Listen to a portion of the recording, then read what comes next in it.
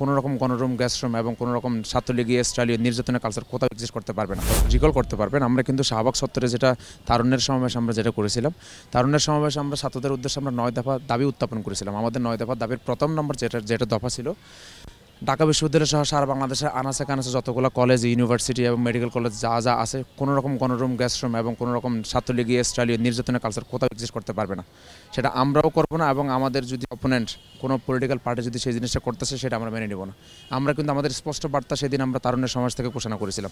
এরপর ডাকসুতে যখন আমাদের প্যানেল ঘোষণা করা হয়, আমরা মধুর ক্যান্টিনের সামনে থেকে আমরা প্রেস ব্রিফিং করে ঢাকা বিশ্ববিদ্যালয়ের সাধারণ শিক্ষার্থীদের উদ্দেশ্যে আমরা স্পষ্ট বার্তা জানিয়েছিলাম যে এই ধরনের কালচারের বিরুদ্ধে আমরা অবস্থান নিচ্ছি এবং এই ধরনের কালচার আমরা ঢাকা বিশ্ববিদ্যালয় কখনো ব্যাক করতে দিব না। যদি আমরা ঢাকা বিশ্ববিদ্যালয়ের সকল সাধারণ শিক্ষার্থী এবং বিশেষ করে আমাদের যারা বিরুদ্ধে মতো রাজনীতি করে, আমরা তাদের সাথে কোলাবোরেশন করে তাদের সাথে আমরা একসাথে নিয়ে ঢাকা বিশ্ববিদ্যালয়ের পলিটিক্যাল কালচারটা এস্টাবলিশ করবো এবং তাদেরকে সাথে নিয়ে আমরা ঢাকা বিশ্ববিদ্যালয়ের পরিবেশটাকে সুন্দর করে আমরা গণতান্ত্রিক পরিবেশটাকে আমরা সাজাবো। তো সেই জায়গায় আসলে নিপীড়ন বলেন, নির্যাতন বলেন, যে গণরুম গ্যাসরুম কালচার যেটা ছাত্রলীগীয় যেটা অপসংস্কৃতি, সেটা আসলে কোনো রকম ব্যাক করানোর কোনো সুযোগ নাই। আসলে দেখেন, সাধারণ শিক্ষার্থীদের প্রতি ছাত্রদের মনোভাব অনলাইনে আমরা যেরকম দেখি, ইন রিয়েল সিনারিও সেটা কিন্তু ভিন্ন। বিশেষ করে আমরা যখন প্যানেল ভিত্তিক বিভিন্ন হলগুলোতে যখন আমরা মুভ করি, তখন হলের পরিবেশটা একটা ক্রেজ তৈরি হয়ে যায়। হলের বিশেষ করে ফার্স্ট ইয়ার সেকেন্ড ইয়ার থেকে শুরু করে হলের ম্যাক্সিমাম পোলাপান কিন্তু তারা নিজ থেকে এগিয়ে এসে আমাদের সাথে কথাবার্তা বলে, তাদের মতামতগুলো শেয়ার করে এবং আমাদের অভিমতগুলো তারা জানতে চায়।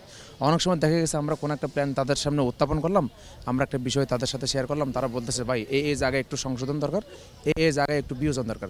তো আসলে তাদের সাথে আমাদের সম্পর্কটা এখন একটা উৎসবমুখর পরিবেশে তাদের সাথে আমাদের সম্পর্কটা যাচ্ছে এবং তারা আমাদের সাথে মোটামুটি একটা কোঅপারেটিভ বিহেভিয়ার আমরা পাইতেছি সব জায়গা থেকে।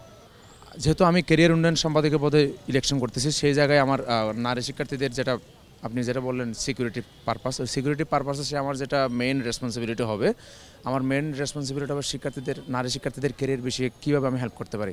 তো সেই জায়গায় আমি আসলে ক্যাম্পাসে ঘুরতে গিয়ে আমি যখন র্যান্ডমলি নির্বাচনে প্রচারণা করতে গেছি, আমি অধিকাংশ নারী শিক্ষার্থীদের সাথে আমি কথাবার্তা বলেছিলাম। বেশি মোটা থেকে তাদের কিছু প্রবলেম আমি আইডেন্টিফাই করতে পারছি।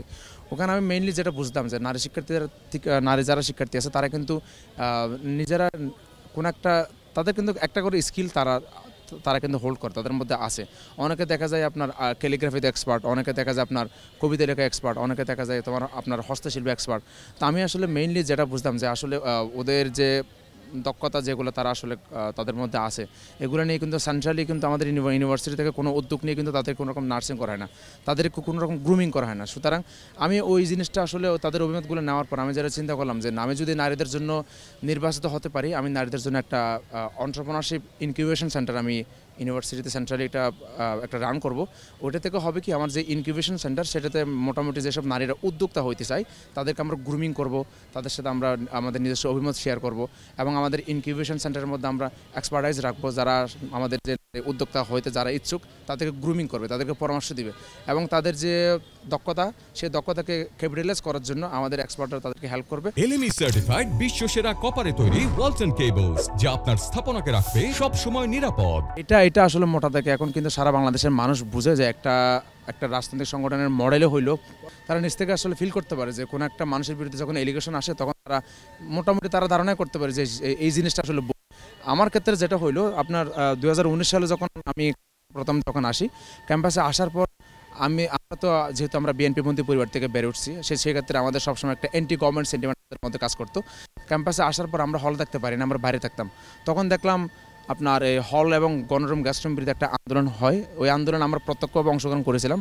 আমরা মেনলি তখন আসলে নেতৃত্ব কে দিচ্ছে সেটা আমরা দেখি নাই। তো ওই জায়গায় দেখলাম নেতৃত্ব নাকি তানভীর হাসান সৈকত, যে এক্স ছাত্রলীগের প্রেসিডেন্ট ছিল, কিন্তু 19 সালে কিন্তু সে একদম বিদ্রোহী ছাত্রলীগে ওই জায়গায় আন্দোলনটা করতেছিল। তো আমরা সেখানে যোগ দিয়েছিলাম, আমাদের পার্টিসিপেন্ট আমরা গ্যাসরুম গণরুম এবং এটার ভোগান্তির শিকার হিসেবে আমরা একজন সাধারণ শিক্ষার্থী হিসেবে যোগ দিয়েছিলাম। কিন্তু তানভীর হাসান সৈকতের সাথে আমার একটা ছবি, ওই ছবিটাকে তারা ইউজ করে ওইটাকে প্রপাগান্ডা ছাড়িয়ে তারা আমাকে ছাত্রলীগ ব্লেম দেওয়ার করতেছে। তারা আমাকে চাচ্ছে যে আমাকে কোনোভাবে ছাত্রলীগ বানানো যায় কিনা।